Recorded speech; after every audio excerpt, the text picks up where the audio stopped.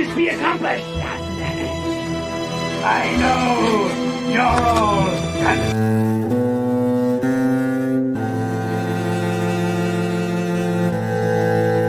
As a man, I'm flesh and blood. I can be ignored, I can be destroyed, but as a symbol,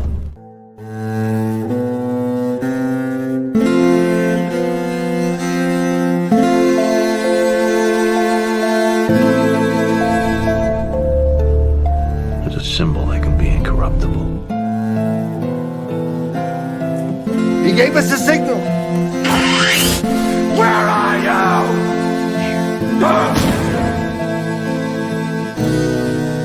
Something elemental, something terrifying.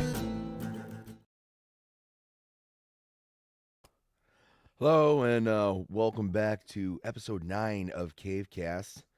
Kind of a thrown together morning here, but we are continuing our discussion on Jason Todd. I'm Sammy Threepeat. With me is Drunken Emerald. I know Iron will be dropping in soon. Sir, thanks for popping in at the last second there. I just got the vehicle turned into the dealership and got back as quickly as possible. Oh, and you already told me. I had a couple other guys who were saying they were going to pop in, and then no dice, but doesn't matter. So we oh, by the way, how's my sound coming in? You sound fine. All right, cool. You sound fine too, buddy. Thanks. Thank How you. Doing? Not too bad. It's been an interesting week, but it's time for a little bit of cave talk, and looking forward to it. Now, Red Hood. I mean, granted, we're a continuation from the last show. Yeah. But I will say my knowledge is a little lighter on the Red Hood aspect of Jason Todd. Yeah, I'm not huge on I know we discussed this last week or the week before. We took the holiday off, but we kind of said the Red Hood's better used sparingly. Yeah. It was cool what they did. It's cool how they brought him back, but he's kind of like and if you're going to use him in a group. He's kind of like a Raphael of the Ninja Turtles, always angry, always on the go. If you don't have someone to balance him out, it's not that entertaining, but all right, we got the banner up. Say hello to the chat. Usually people start dumping in here pretty soon, but right now, always on time. Mr. Ryu, happy Saturday morning. Sergeant. Jake Martin, fellow caver. Morning cavers. Mrs. Street, good to see you. Ah, yes. 3 tards.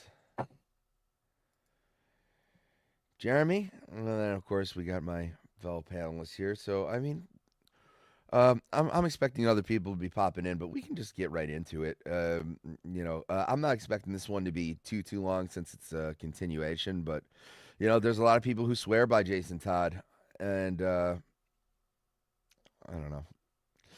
I'm not one of those guys,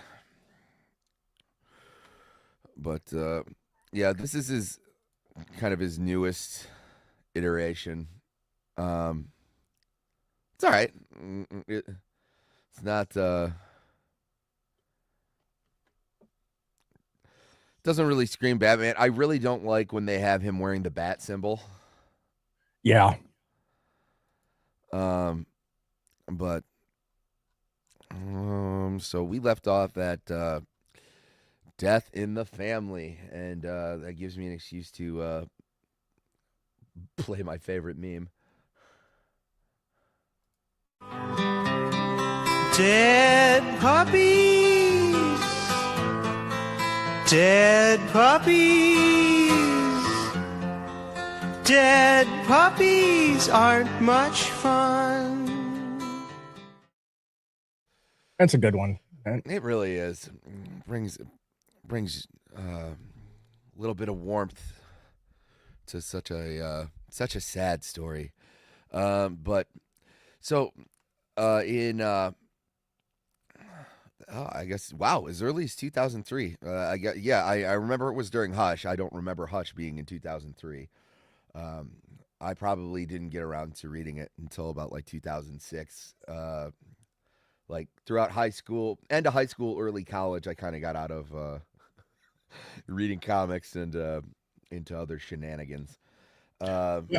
And you got to keep in mind too, that was kind of where you're starting to see a lot of not good stuff being produced too. Where especially once we got past the new millennium, that's when things really started to go downhill. So yeah, I really capped out probably during like 0 hour, like you know, the last big thing that I was really, I don't even want to say into was like, but the last thing that I like followed like all the way through was like when they had like Electric Superman and the Millennium Giants, and they had all these crossover issues, and if you stacked all the covers together, you would see, it was like this big, I don't even know what you would call it, like a where it's a bunch of tiles together. a mosaic. Mosaic. Thank you. Yeah. And that's then, I was in high school and I had a bunch of other stuff going on. And then everyone, my buddy was sitting around reading a Batman comic, and I was like, yeah, I was really into that, back in the day. And then I had read, he gave me Long Halloween. Well, actually, he gave me, what was it, Haunted Night, and then I read Long Halloween, and then I read all these, and then probably the first thing where I really jumped back in was people were like, "Well, you got to read Hush," and I was like, "Well, who's Hush?" And I can't wait to get into Hush, but at the end of it, there's Jason Todd standing there by the grave, and you realize that it's Clayface. But you also realized, well, he knows what Jason Todd looks like if Jason Todd was an adult. So there's something there. And then they obviously returned from the grave. Yeah, so they just said what I talked about. It was later revealed that Todd had indeed died at the hands of the Joker. However, although, yeah, let's talk about this. Do you like how they did it in the movie better than what they did in the comics? Do you know how they brought him back in the comics? No, not in the comics. Okay, so I'm pretty sure, because there are normal threads that happen between a lot of them, and the Lazarus Pits. I mean, it's that type of using Ra's al Ghul. So yeah, that's what happens in the movie. However, this is at the end of one of those Crisis events. I'm pretty sure there's Crisis on Infinite Earths. There's the one before Final Crisis.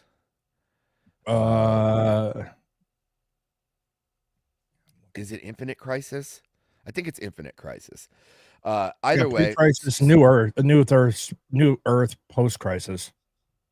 But Superboy Prime actually like punches through the dimension that him and like Earth 2 Superman and Earth 2 Lois were like in. It was called like the Paradise Dimension because I know Lois was sick and Superman didn't want to lose Lois, but Superboy Prime was like, this isn't right, and he basically punches through the barrier, keeping them from the rest of the universe. And yeah, it says right here, it causes a temporal ripple to create an overlap in parallel timelines. And Jason Todd he's just restored to life. He was meant to survive the Joker's assaults. He breaks out of his coffin. He's hospitalized, and then he wandered around, basically. I guess like in a fugue state. And then so that's why he never turns up in missing persons report. He was already thought dead. And then yes, Talia al Ghul uh, takes him in. I think she tries to restore him in the Lazarus pit, but either way, he's then like trained with the League of Assassins, and he goes mad. From the Lazarus pit. I think it's just easier to dump him in the Lazarus pit, and not have all the Superboy stuff. Hey, Piranha Yeah. Pout. Love the Sherry. Thanks for dropping in. Yeah. Guys, remember to like and share the stream. I know we've been a little sporadic in our scheduling here, but I don't like to nail it down. I'd rather have like a good show than a consistent show. So if everybody's doing stuff on holidays, we're taking holidays off. This is for fun. So so they even have them. Yes, he subsequently wandered around years as an amnesic vagrant. And then it's funny too. He eventually comes back, and I never read the Lost Days. I know I have the Red Hood, or Under the Red Hood, like the special edition where they added that in, but I just never got around to reading it because it's a story that I've read multiple times. And then I realized that I actually didn't have it. I either like borrowed it from friends, or the local library out by me had a wonderful graphic novel section.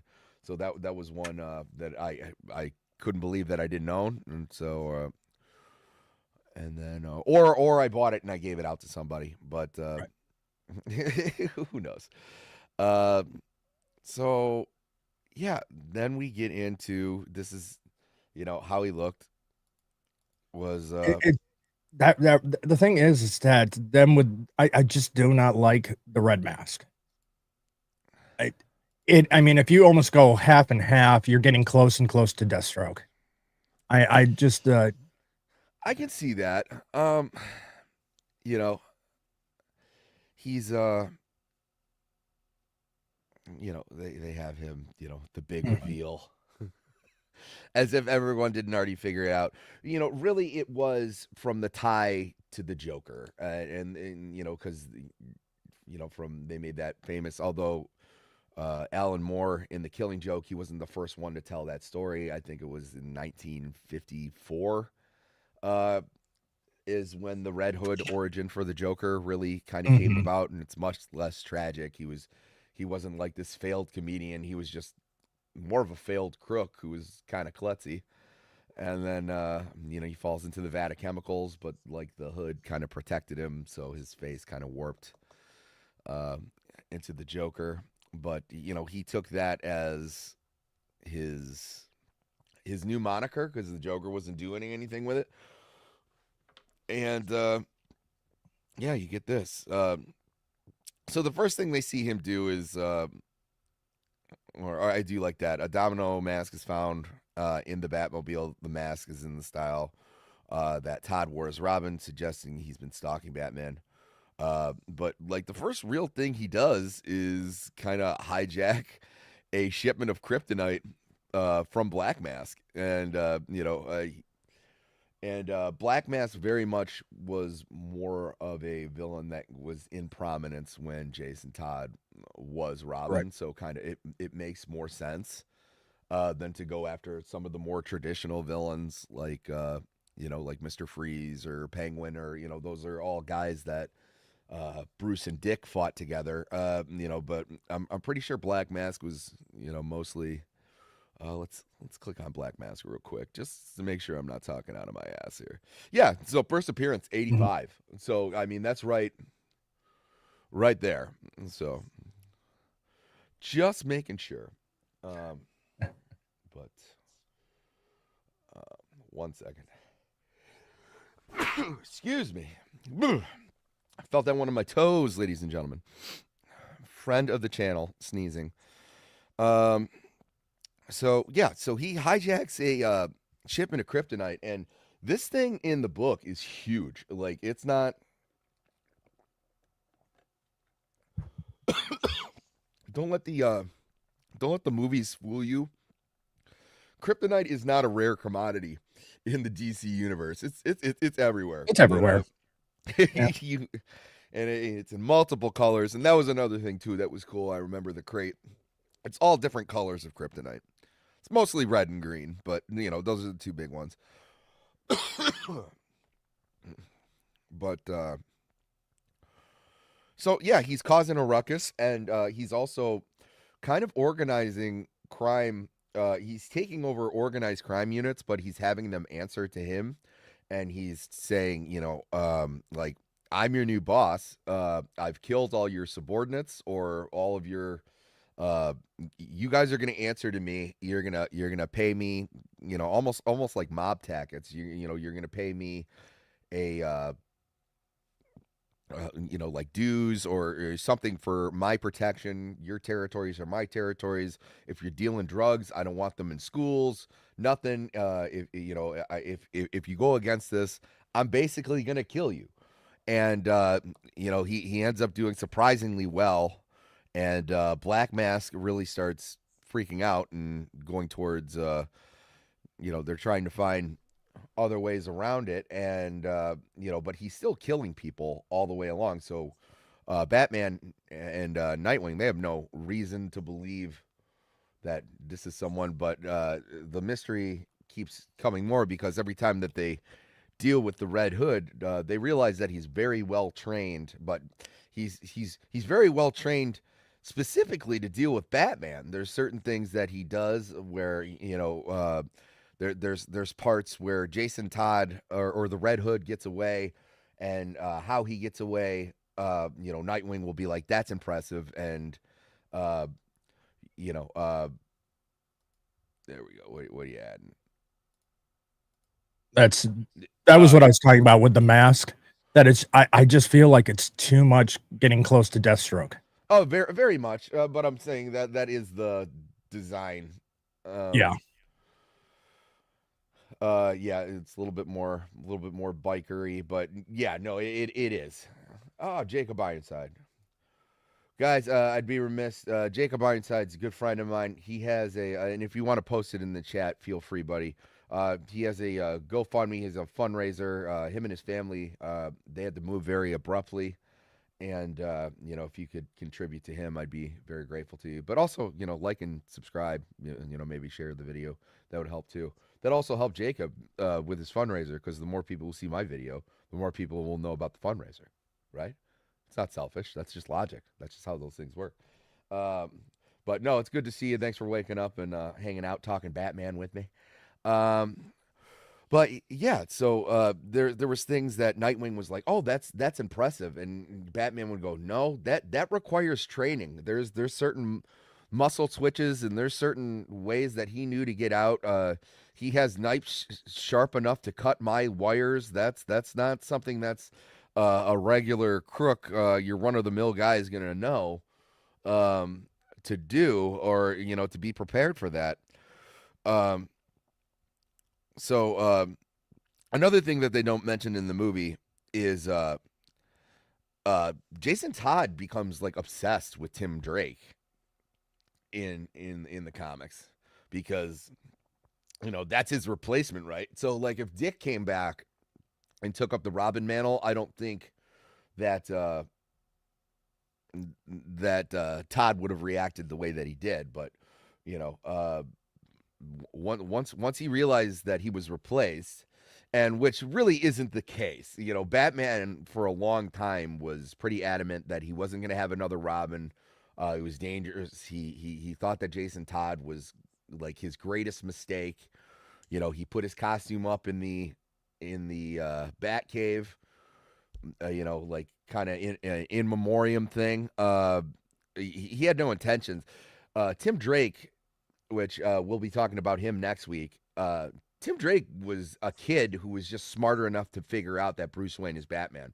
Now, outside, that feels ridiculous, because like everyone should kind of figure out that Bruce Wayne is Batman, but it's actually kind of hard to do like in universe. So it was kind of a big deal. It's so much so that Tim Drake, I believe, confronts Bruce Wayne like in the Batcave, where he was like, "How'd you get down here?" It might have been at Wayne Manor, one or the other. He doesn't come from a place of tragedy. He was pretty well off, living with his father. I know his father was in a wheelchair, but like he wasn't a thing. Like he didn't have a hard Scrabble existence like Dick or Shield. Thanks for lurking. He didn't have a hard Scrabble existence like Dick or Jason. Right.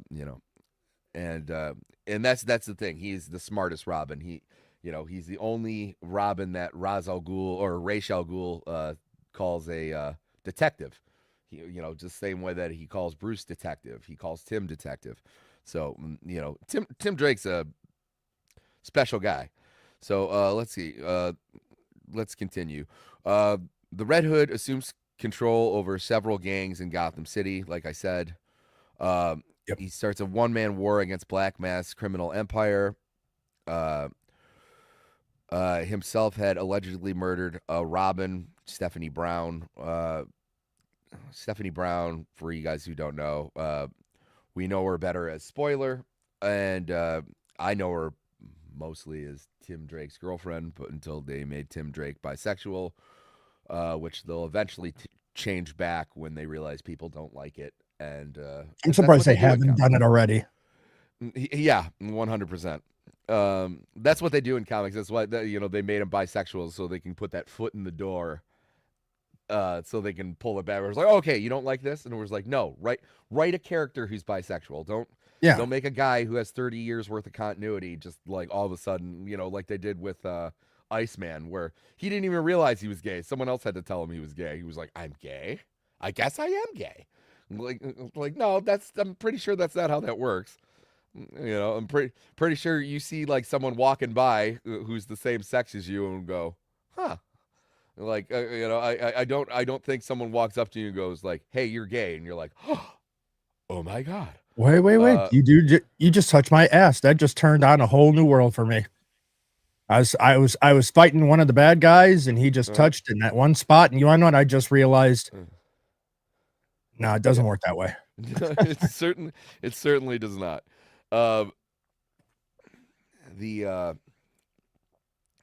So yeah, he's waging a war against Black Mask, and basically, Batman starts to have like these hunches that because like I said, it's getting familiar. So around this time, Batman discovers an empty coffin buried at Jason's gravesite as a replica of the one it's the replica of the one he bought. After a series of tests confirmed that it's Jason, Batman continues to keep his Robin costume in its memorial display in the Batcave regardless. Alfred asks if he wants the costume removed.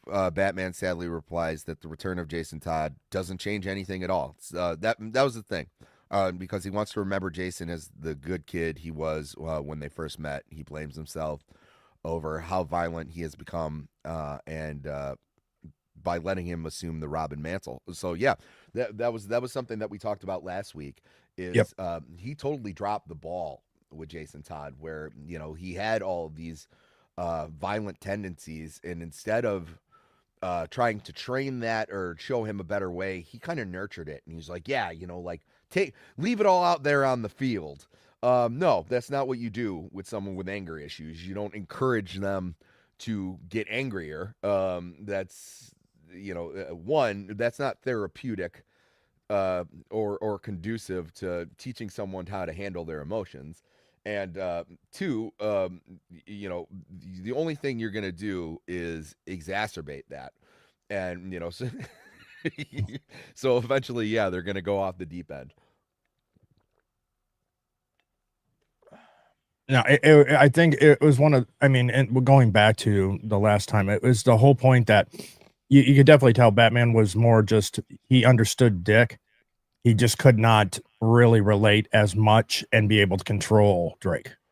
Yeah. And not putting up those guardrails, not keeping control over him is just, and then on top of that, yes, encouraging bad behavior, essentially. Yeah, vent your emotions. Yeah, go ahead. I mean, that's a way. That's therapeutic. Well, it's not only that, where the kid, just like Dick, he had natural talent, right? Where Mhm. different talents than Dick, but Dick had a good heart. Dick was the one who brought levity to like the Batman and Robin duality. Mhm. And there wasn't a balance there. Hey, Iron Oxide's here. But that's Sorry. Morning, sleepyhead. Damn. No worries. I know it's early for you guys. I just appreciate that you're here. Um, but yeah, we were saying another thing too is you have a kid who's naturally violent, and instead of like teaching him how to like deal with his demons, you gave him combat training. yeah. So you've essentially how instead of how to quell these things that are bugging him, you taught him how to be more violent more efficiently. Um, yeah, that's not a great plan. Um, so yeah, so he blames himself. Acting on his obsession with Tim Drake, Todd breaks into Titan's Tower to confront the third Robin, thus revealing the truth and their encounter in the cemetery to his successor. Having learned that Tim defeated the Joker himself in one of their first fights, Jason seeks to best him in combat. So, I mean, this is all some angry ex-girlfriend bullshit. I see it almost more like he's got the middle child complex. Yeah, all right. Yeah. Because he's kind of bested by both. He really is the black sheep of the three, even before his death and return. I'm guessing you already covered the since retconned crappy original rebirth story where he with Superboy Prime and yeah. Oh God, that's so awful. I'm so glad they fixed that. I'm glad too. It makes much more sense with the Lazarus pits, and Absolutely. it's more in world. Now, at the time, it was fine because it was a crisis event, but you didn't even see the ramifications for that, though. Like you just kind of saw. Well, you did. So you see the dimension shatter, and then you see like a hole in front of the grave, or but you don't see him like climbing out or anything. But yeah, that was a hell of a retcon, and that's what I said. Retcons are not always a bad thing. No, at all. But sometimes they're very, very necessary. yeah. Sometimes you just got to clean shop. But let's see. So yeah, Todd quickly immobilizes the other Teen Titans and defeats Drake in the Tower of Fallen Titans, demonstrating he is now a more formidable fighter than he was before his death. Furious that there's no memorial statue for him, despite his short tenure as a Titan, he demands Drake to tell him if he is as good as Todd and has been told.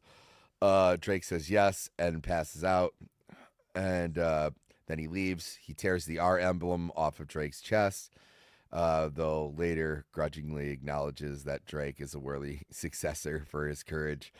Todd was left wondering if perhaps he would have been a better Robin and a better person if he had a life like Drake and his friends, like the Titans. Which that's what we were hearkening on earlier. Is Tim Drake doesn't have a lot of the hangups. ZVR, good to see you. No, he's good with people. Yeah, well, he's not even an orphan. He eventually is, but that's here nor there. But like when he becomes Robin, like he's going to school. He's living with his dad. He just happens to be a very smart kid who wants to be Robin. Much to Batman's chagrin, actually, he doesn't want to make him Robin because of what happened to Jason Toasty. Long story short, Jason Todd eventually kidnaps and holds the Joker hostage, luring Batman to Crime Alley. We should all know why Crime Alley is significant. That's their first meeting. That's also where Bruce's parents got killed. And you know, he wants Batman desperately wants to help Todd instead and intends to atone for his failures. Todd asks Batman why he has not avenged his death by killing the Joker, a psychopath who has murdered countless of people and crippled one of their best friends, arguing that Batman should have done it because he took me away from you. I mean, yeah, you come back and you realize this guy's still running around. The dude obviously has trouble with his emotions to begin with. It's probably sent him into a blind fury. Batman admits that he's often tempted by the thought of taking the Joker somewhere in private to torture him for weeks and finally killing him, but he refuses to go to that place.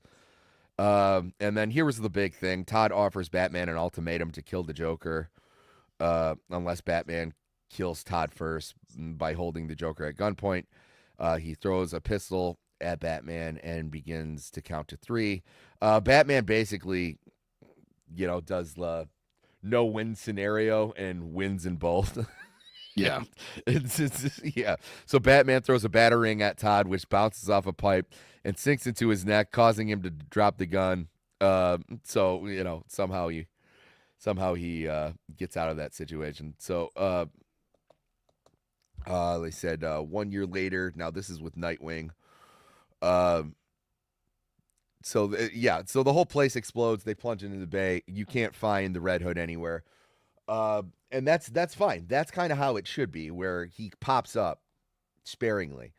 We'll get into it here in a second. So, you know, Nightwing, 1 year later, he kind of resurfaces as a murderous version of Nightwing. Now, middle child is actually a great description. So now he's trying to take up the mantle of Nightwing.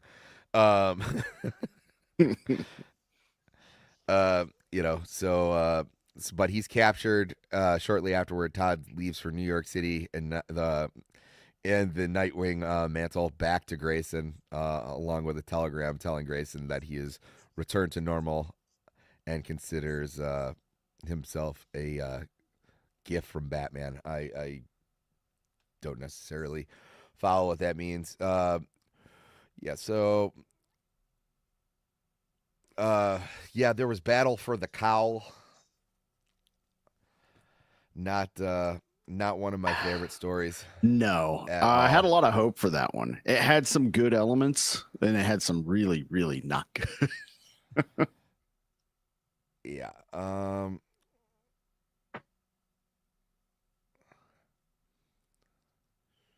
Oh man! Oh wow! There's one you don't see. Duella Dent. Yeah. That is. Yeah, let's throw a bunch. It's either. I mean, look at her name. Duella Dent, Napier Enigma. Yeah. Really a throwaway character. Yeah. Yeah. Oh my God. Joker's daughter. Yeah, Joker's daughter. Scarecrow's Catgirl is Catgirl's daughter. The Penguin's daughter, the Card Queen, and the Harlequin. Yeah, that's a character that you can lay out to pasture. I just had to stop because you were like, oh, you don't see Duella Dent show up very often. Yeah, so here's like their interactions. I don't really think we need to go into those. Yeah, the most important one probably is Battle for the Cowl. Jason reappeared in Battle for the Cowl, dressed as a version of of the Batman costume. Todd is also living and operating out of an abandoned Gotham subway system. His inner monologue reveals that he had always wanted to eventually replace Batman and thinks that it was a bad idea for Batman to become a public figure rather than an urban legend. I agree with that. I hated Batman Incorporated. Oh God. Okay, Battle for the Cowl is so much better than like if you're gonna look at those two together. Yeah. It makes sense eventually, but it just takes away from like the core of what I like about Batman, and that's why it never makes sense for Batman actually to like be in the Justice League.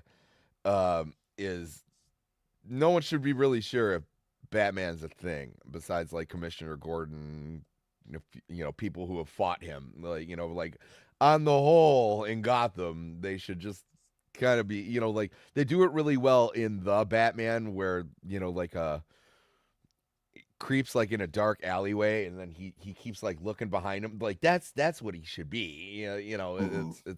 It's more the idea of him that scares criminals than anything else. Not like, yeah, I'm gonna put a Batman in every country. We got all 7 swing states. There's a Batman in every swing state now. And also it also harkens back to he's got to be super fucking rich then, right? If he can sponsor Batman Incorporated, no one's tracking all this Wayne money. Right. But yeah, so I agree with Jason on this one. After stabbing Tim Drake in the chest with a batarang, seriously, he is the edgelord middle child. He and Dick Grayson battle down in the subway. Nightwing still wants to save Todd, but Todd refuses the offer and instead allows himself to fall off a speeding subway into the Gotham River while stating they would see each other again soon. This allowed Grayson to officially take up the mantle as Batman. Now, I did not mind Dick Grayson as Batman. No, me neither. We all kind of knew that was going to be the way of it, though. Well, okay, so you brought this up earlier, and okay, we've talked about it before on past shows. The duality of Batman himself. You have the Bruce Wayne, and then you have the Batman. Then in Batman, you have the duality between Dick Grayson and Batman. So Batman and Robin in that case. So with Dick taking on the cowl and the cape and cowl of Batman makes more sense because he's the other side, actually the flip coin and understands Batman. So that one, that one I don't have a problem with. And I thought his tenure as Batman was great. It could have even lasted. There's only 2 circumstances where I've thought the whole transfer of the mantle worked, because normally that's just a gimmick and I hate it, but it really worked for Wally West and for Dick Grayson. Yeah. And like I said, it didn't matter for Kyle Rayner because there was a core. Yeah. But even then it was fine because they killed the core off and gave him the last ring. That there are ways to go about it. But yes, Wally West, and like I said, even I'm gonna type in Earth. With the lanterns, it really doesn't bother me if there's several of them running around. But and the thing is with the lanterns, that's a little bit different because that being a power set that is given away, that literally is a mantle type. It's not even a mantle; it's like a title. Yeah, it's a title. Yeah. Yeah. Now, I mean the other ones when it's just handed off because, well, in modern times, diversity reasons or anything like that, and they just shove it off. It doesn't work because they don't build it up right, and on the top of that, the character that they're giving it to is not a good fit. But overall, it has to do a lot more with, well, this is this character that you can't just hand it off. Okay, so Earth 2, which we've talked a bunch about, where that's essentially an extension of the Golden Age. When Dick Grayson kind of takes over the mantle of Batman, this is what he looks like. Ugh. I know, but Yeah. it's bizarre to say the least. But then they have other. I much prefer that. That's pretty cool.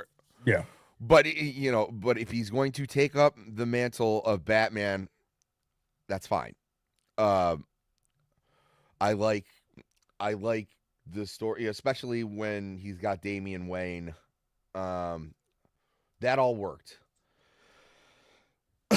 And then you get Red Hood and Scarlet. I didn't read any of this. I've got some. He takes up the Red Hood mantle again after losing his bid to be the new Batman. He wants to make the very concept of Batman obsolete. He puts a lot of effort into public relations. He drastically alters his Red Hood costume. to be a more traditional superhero outfit, and he's got a sidekick, Scarlet. I never liked Scarlet. No, I think Jason works a lot better as a solo character. A little more like a Punisher with some Deadpool-esque qualities. Use him sparingly. I think he's best utilized where they're trying to do something, and then Batman's like following a lead, or Robin's following a lead, and then all of a sudden they get to the guy that they want to question, and the Red Hood has killed that person, and they're like, well, no, we needed him to question him, and he was like, ain't nobody gonna be questioning him now. That's more like his character. It harkens back to kind of how he was when he was Robin, where he was impulsive. He isn't really he's all brawn. He's no brain. He doesn't think these things through. He's impulsive. So now we get into the New 52. I hate the New 52. I'm so glad. Again, I know we've been talking a lot about retcons this episode, but yes. So in the New 52 rebooted DC's continuity, in this timeline, Jason's new origin is revealed in Special Red Hood and the Outlaws 0. It changes how Batman met Jason Todd. He's stealing medicine from Leslie Tompkins. Oh, who's someone who we haven't really talked about yet. She's just basically like Batman's, like when Batman gets really beat up, you take him to Leslie Tompkins. She's the doctor who kind of knows that he's Batman. She was friends with Thomas Wayne. She's also very humanitarian. She's usually always kind of like running like a free clinic. Just come on in. But she's not a huge character in the mythos, but I'd be remiss if I just glossed over her. And I think that's the first time she's come up in any one of these articles, which is surprising.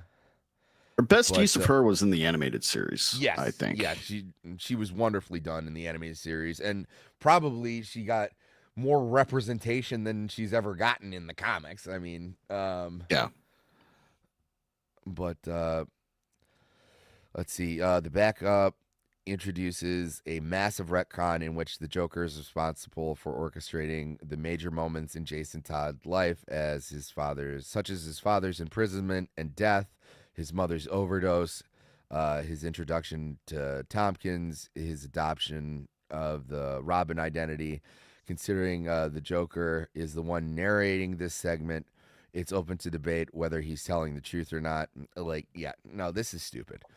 And Jason Todd's history pre-retcon has been marred with stupidity.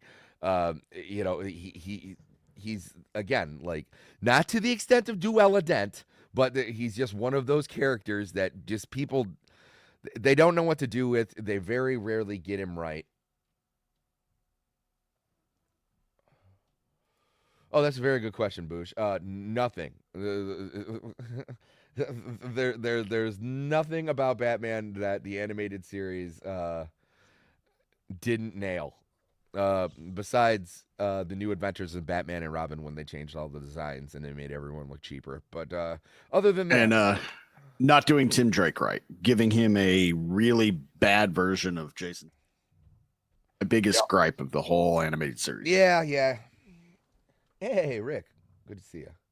Thanks for popping in. Remember, guys, hit that bat like button, the bat subscribe, and bat share the show, or I'll bat find you and bat beat you up. So the Joker may or may not have orchestrated the whole thing. That's really dumb. Though lightly touched on, his resurrection is also simplified. He was resurrected with the Lazarus Pit by Talia al Ghul, which he kind of is in the first time. It's just he's kind of like walking around as like an amnesiac vagrant, and then Talia al Ghul like realizes who he is and then puts him in the Lazarus pit. It's still, you don't need all the Superman Prime or Superboy Prime shit.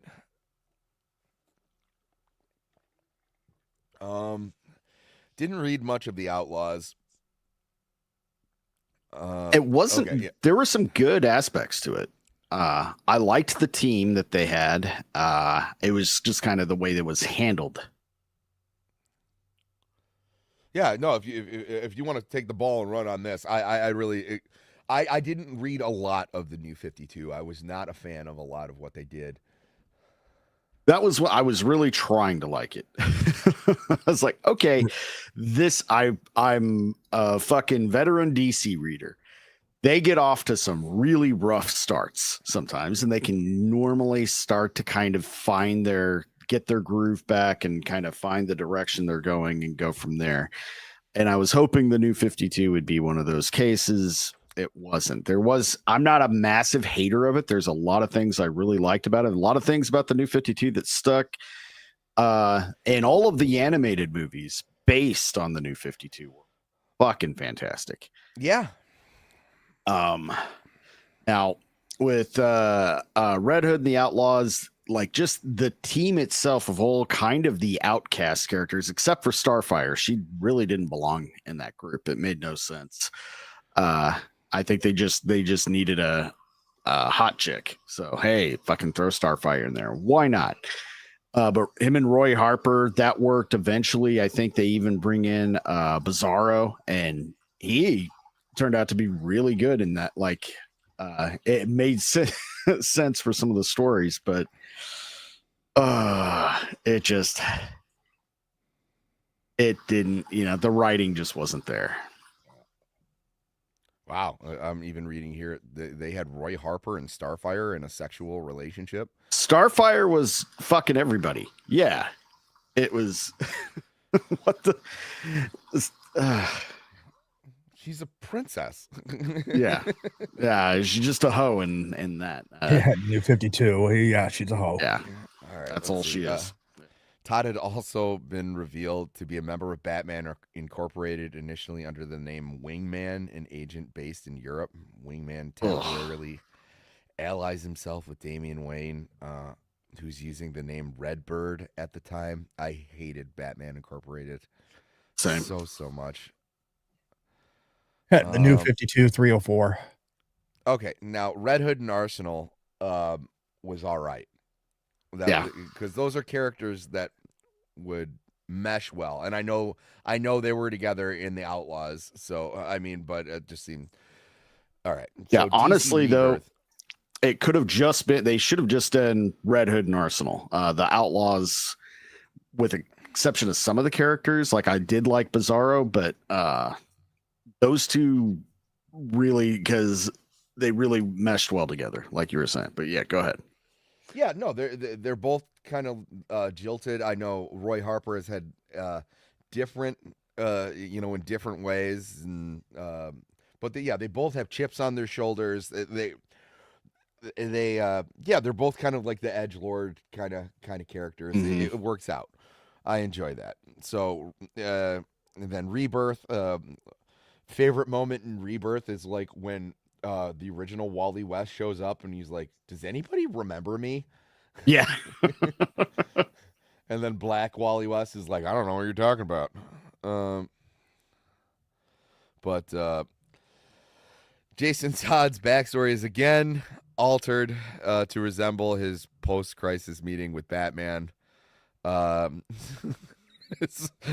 I warned you guys. He's like, they're all over the place. But now he's retconned again,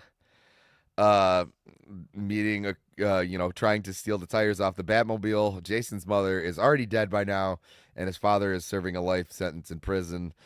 So he's been living on the streets. Batman at first tries to help by enrolling him in Ma Gunn's boarding school to try and give him a home. However, he does not realize that Ma Gunn is using the school as a cover to recruit young delinquents into her criminal gang. When Batman discovers this, he takes Ma Gunn down. with help from Jason. Yeah, so that's another thing too. A lot of these, they're also unshockingly similar. Besides the pre-crisis, the pre-crisis on Infinite Earths origin, where he's basically another circus acrobat, and so he's either a carbon copy of Dick Grayson, or he has this Dickensian street urchin story, which no one has gotten all the basics of. It's hold on, let me see something real quick. Oh, what is this? Boosh just sent me something. Some Grayson.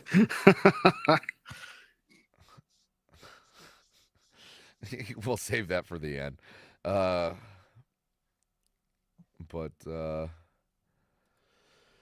powers and abilities. He has the abilities to be annoying and not have a great backstory. Yes, Jason did not possess any inherent superpowers, instead relied on his natural abilities, skills, technologies similar to his mentor, Bruce Wayne. During his time as Robin, Jason was initially considered a first-class athlete and a capable hand-to-hand combatant, although his detective and reasoning skills were considered to be relatively weak. That's what I've been saying. He is not apt. That's why he ends up getting in trouble. That's why he ends up almost hurting more situations than he helps, is because he just wants to go in swinging. And there's very few occasions where like that's the best route to go, especially when you're doing detective work. So, but I know post resurrection he's pretty formidable, but he's still the weakest of the three, or the four. Yeah. He may not be smart, but damn, he can fight. Yeah, he can fight, but I mean, just because he can fight, he's outwitted by all other three Robins. And shit, I'll even say it. Stephanie Brown Robin could probably have taken him out. He's all brawn, no brain. Yeah, he's like Hawk and Dove without the dove. Like he's for a time, for his equipment, through Talia al Ghul's access to Cord Industries as well as LexCorp's former CEO, Jason had access to high-level weaponry. So that was cool. He had all those like advanced gadgets, but like he's basically still like a member of the Bat family, whether batarangs or shurikens. He mostly, I think he did shurikens. Anything more on the lethal end, he has no problem using guns. That's about it. Other versions. So I know that in the comics for Batman the Animated Series, they eventually did end up putting him in, because there's something called the Lost Years. Yeah, and I've got those books, and they re-released the new Adventures of Batman that had the backstory. Good attempt, but kind of hard to do when they've already given his backstory to Tim Drake. Yeah. Then we have Colonel Walters. He did okay as Jason Todd, because Jason Todd is an annoying character. I mean, that was just a terrible show all around. So yeah, I will say, whenever there's any adaptations, I will always prefer him in his Red Hood persona over his Robin persona. Oh yeah, 100%. he's the weakest of the Robins. Yeah, dying is really the only interesting thing he ever did. Yeah, honestly.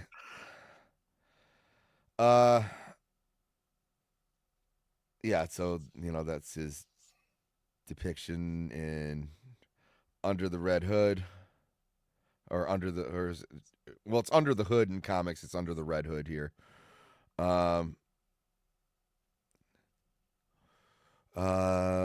Okay, I guess his torture methods are kind of included in Return of the Joker. I never really made that correlation. I thought it was more yeah, I don't see that at all, other than Joker and a Robin. That's about it. Yeah, I was like, because he completely brainwashed Tim Drake into, that's entirely different than getting beat to death with a crowbar.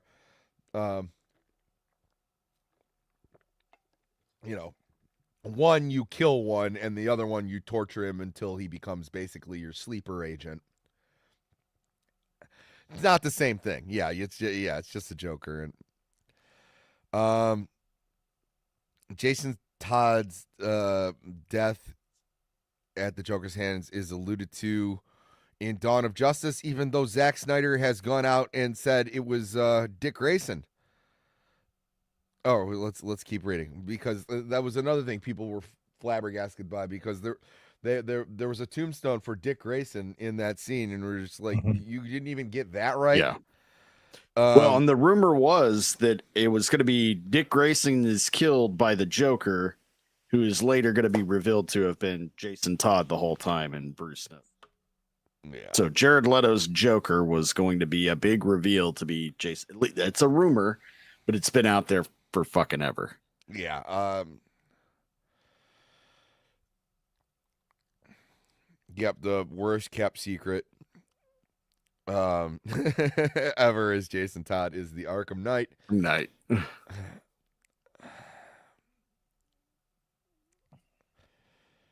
Yeah, I mean, miscellaneous. I guess he appears as Robin in All New Brave and the Bold.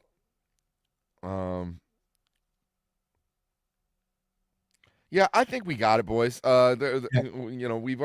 We've already had another episode about him. We covered all the interesting shit about him going up, and more it was his creation, the voting to kill him off, bringing him back. This is all kind of the aftermath, even though I will say that Red Hood is a better character. He's still not that fun of a character.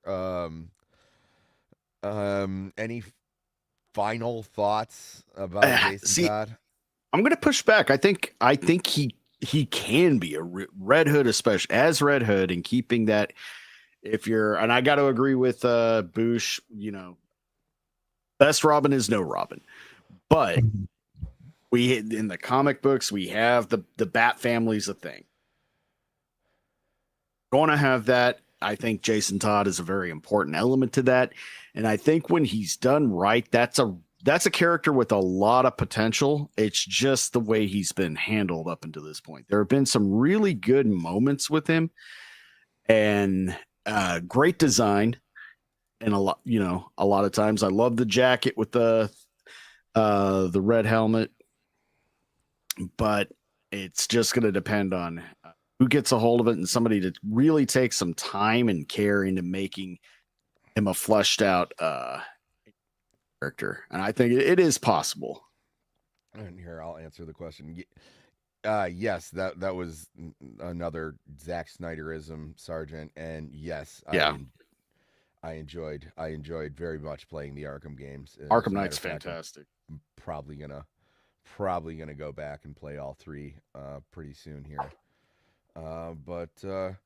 Yeah, Emerald, how about you, bud? I think if they had handled him better, he could have been a much better character. And I think if maybe they just had him as a Red Hood character and not tried to shoehorn him in as a Robin replacement, I think it could have been a better character. I think they just really tried to, hey, you want to know what? We need a new Robin, so here's a character, and and you could tell that through the writing of him, they really truly didn't fully know what to do with him, how to craft him, and they just I think Iron put it best when he was saying middle child syndrome. Yeah, Yeah.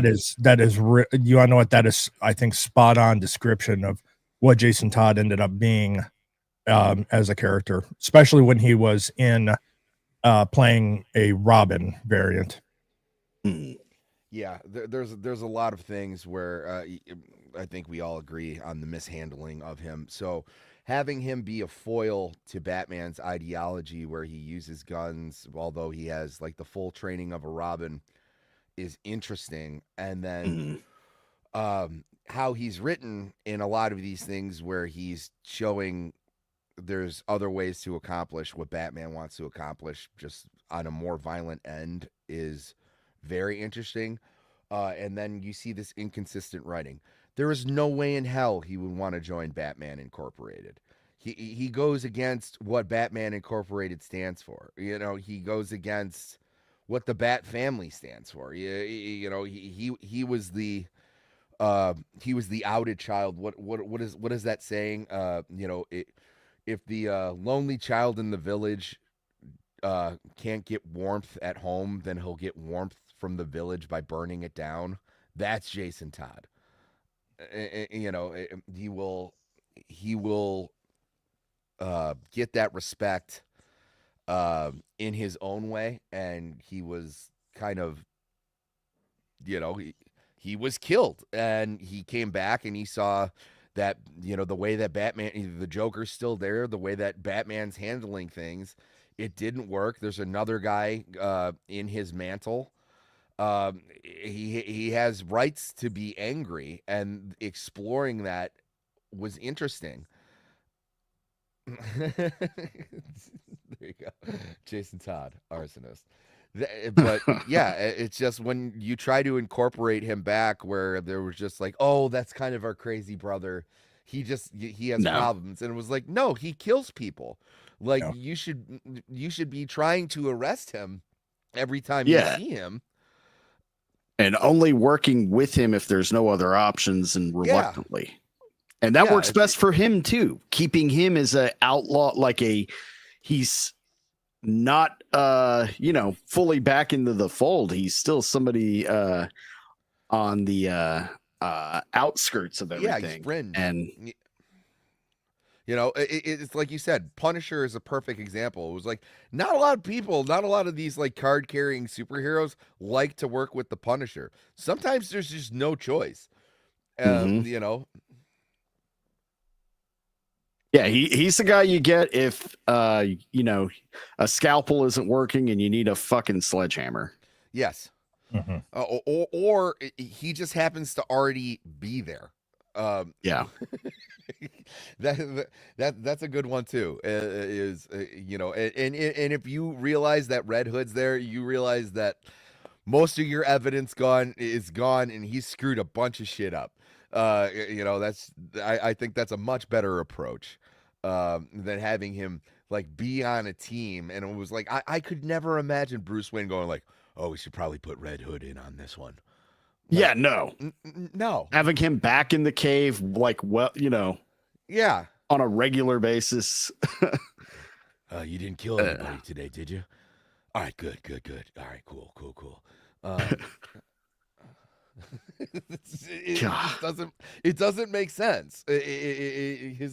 His whole being brought in to the Bat family just doesn't make sense. He should kind of just be out there in the wind. They should be kind of like you know, like with Wolverine and Morph in the original X-Men series. Every time he sees him, every time Wolverine sees Morph, he's like, dude, just come back, whatever it is, like, we'll get through it. And he's like, no, fuck you, I have demons. You know, like that, where he's a tragic character, where you're going like, oh, there's good in him.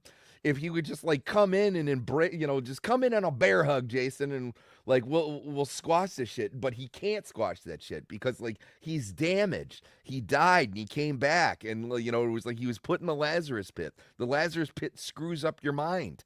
You know, like that's the way that you write Jason Todd. You don't just have him be like, well, you know,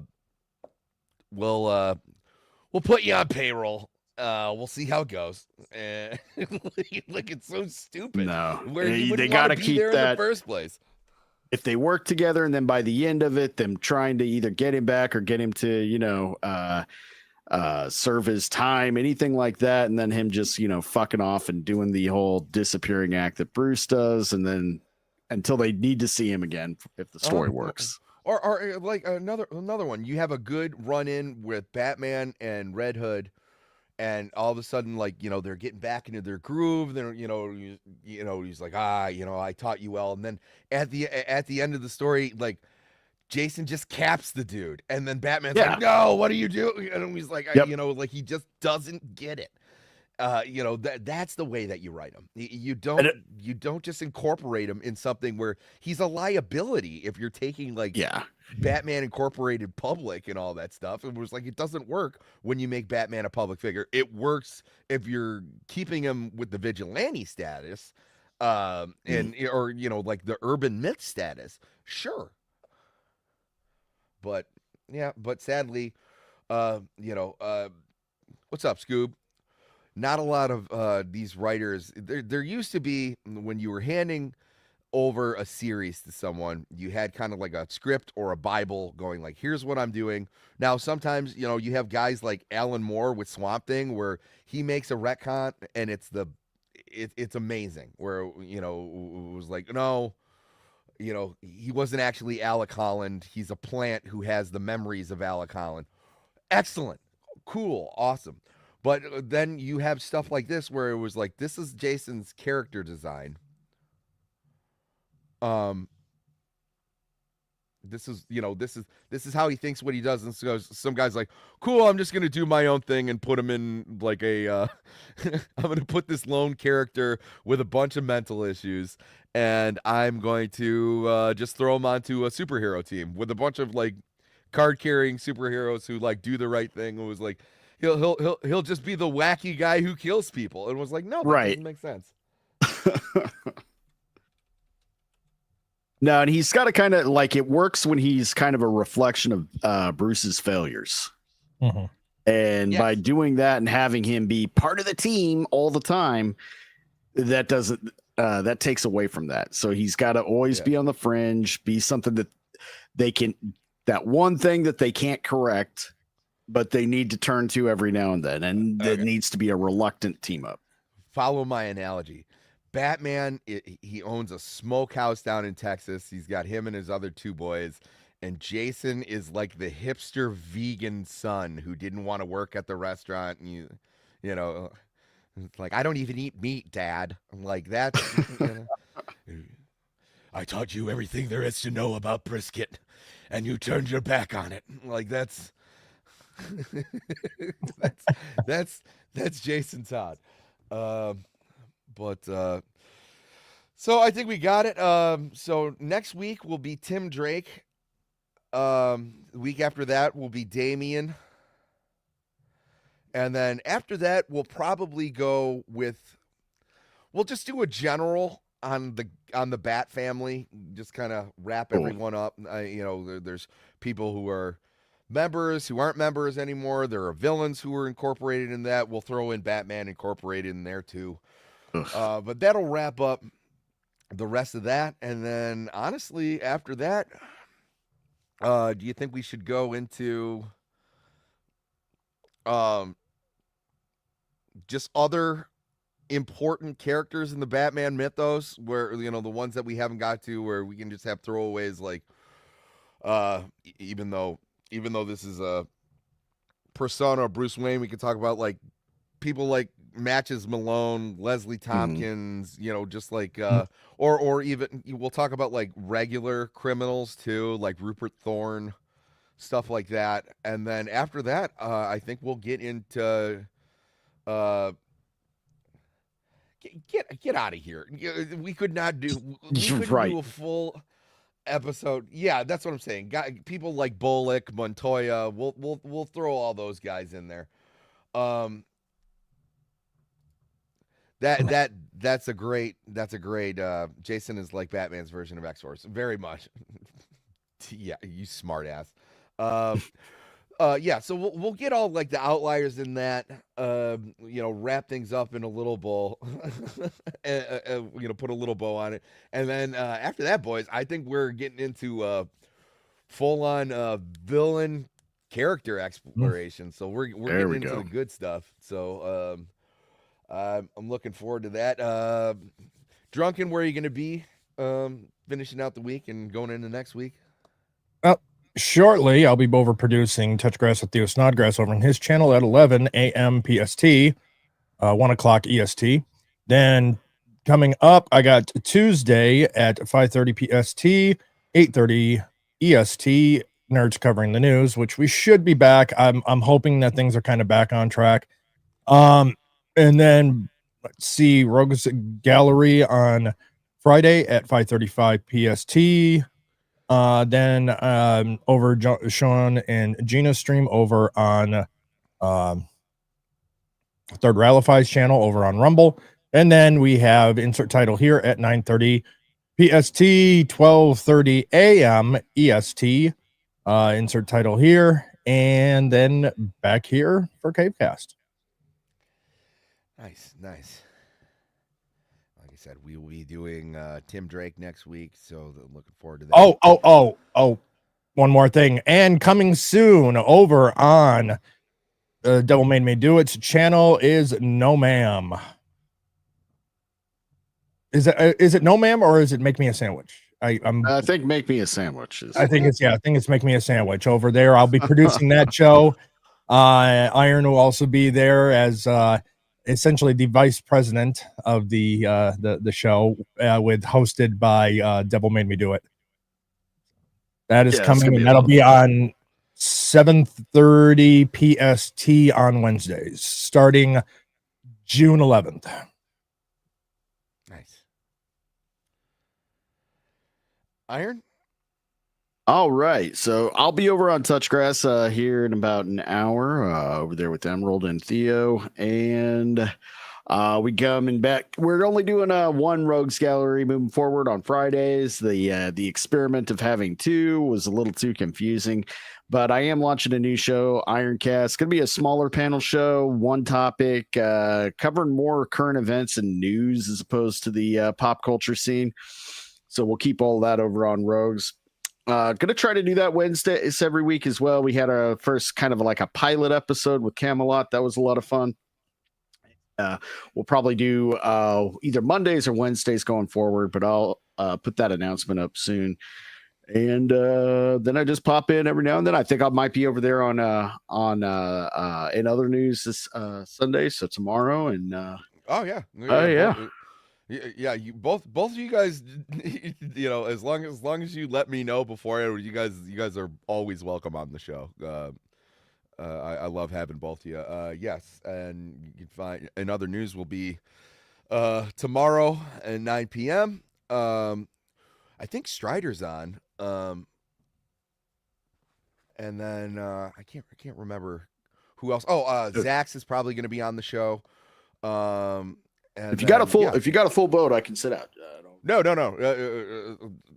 With that one, I always like having like 5 or 6 people. And then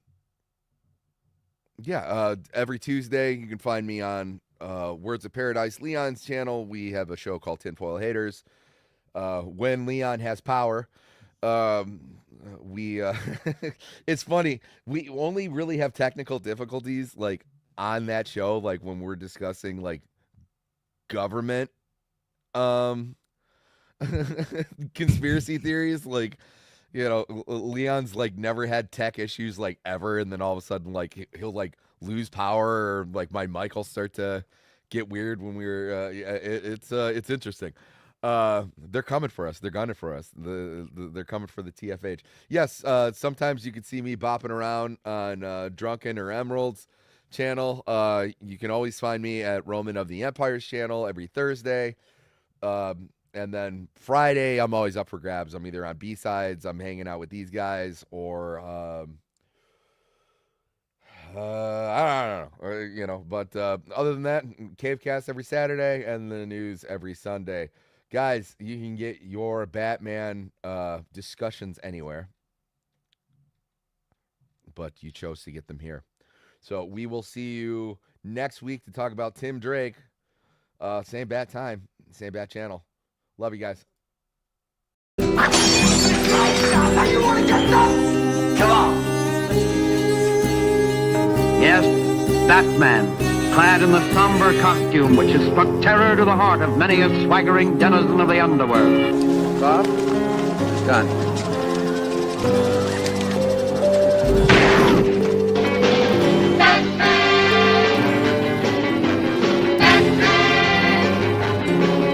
Holy CinemaScope! Holy miscast Batman! Holy movie moguls! Holy cliffhangers Batman! Holy suborbit Batman is raining down there! Big history! Holy catastrophes Batman! Holy bullseye Batman! Holy stereo! Listen to this! Holy armadillos! Holy Krypton! Holy trampoline! Holy fork in the road! Holy Titanic Batman! Holy Houdini! Holy funny bone the Joker! Holy chutzpah! Holy precision! Clockwork! Tomorrow, same that time, same that channel.